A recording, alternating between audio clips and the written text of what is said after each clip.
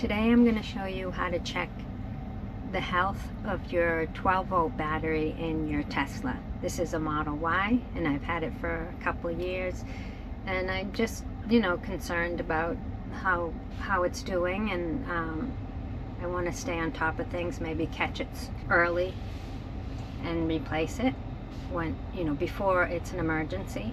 So you're going to hit the little car icon.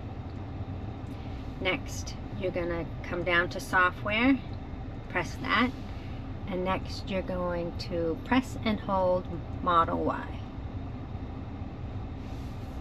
And then type in service, all in lowercase, click OK. And you should read this this warning and hit enter. And wait a moment, then hit low voltage and power distribution. And right here is what you're looking for. It says health OK, and there you can see the voltage, which is 14.6.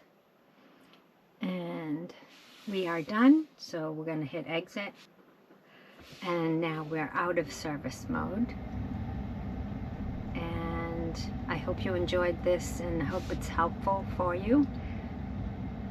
I'll see you next time, and thank you for watching.